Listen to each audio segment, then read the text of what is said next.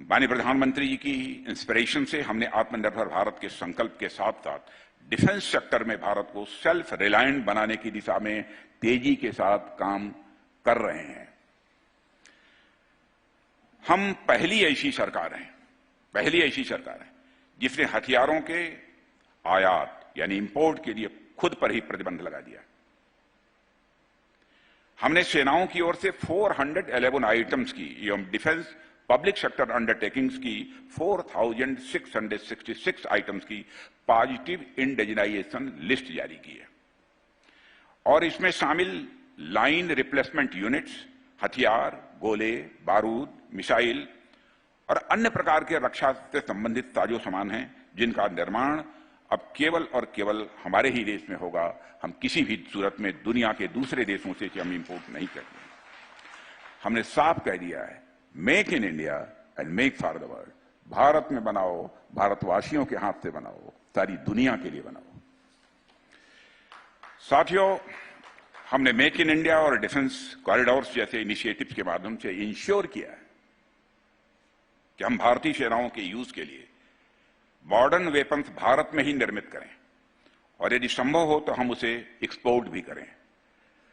आज आप देख सकते हैं कि अब हम अपने इन प्रयासों में कामयाबी हासिल कर रहे हैं, जिसे इस आंकड़े से समझा जा सकता है कि आज हमारा domestic defence production more than 1 lakh crore तक पहुंच चुका है।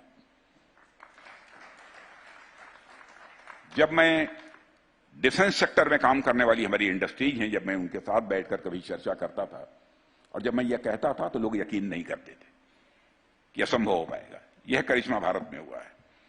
अगर मैं एक्सपोर्ट की बात करूं तो आज से 7-8 वर्ष पहले डिफेंस इक्विपमेंट का एक्सपोर्ट, जहां कुल मिलाकर 9,500 करोड़ हुआ करता था, आज वह बढ़कर मोर देन 16,000 करोड़ हो गया है। साथियों, डिफेंस सेक्टर के मामले में अभी हमें और कई रास्ते तय करने हैं, लेकिन यह एक बहुत बड़े लक्ष्य की ओर हमारा यह पहला कदम है। हमने डिफेंस मैन्युफैक्चरिंग में भी स्टार्टअप्स के माध्यम से न्यू आइडियाज को इनवाइट किया है। जैसा कि आप सभी जानते हैं कि भारत में यूनिकॉर्न्स की संख्या 100 से अधिक हो गई है, लेकिन इनमें भी एक अच्छी खासी संख्या उन स्टार्टअप्स की है जो सिर्फ और सिर्फ डिफेंस रिसर्च एंड डेवलपमेंट और मैन्युफैक्चरिंग क्षेत्र में ही काम कर रहे हैं। साथियों, अगर मैं बात करूं इंफ्रास्ट्रक्चर डेवलपमेंट की, तो आप देखिए कि किस प्रकार हमने भारत की में सड़कों का जाल बिछाया है। हमारे नितिन जी आए होंगे, इस संबंध में आपको बताया होगा उन्होंने। लेकिन मैं बॉर्डर एरियाज की यहां पर मैं चर्चा करना चाहता हूं। लेकिन इसके पहले मैं बता दूं इंफ्रास्ट्रक्चर डेवलपमेंट की, जहां पहले बामुश्किल 10 किलोमीटर 12 किलोमीटर पर डे ये हाईवेज बना करती थी, आज 37 किलोमीटर पर डे हमारी हाईवेज बन रही है। ये अपने में करिश्मा नहीं है तो क्या है।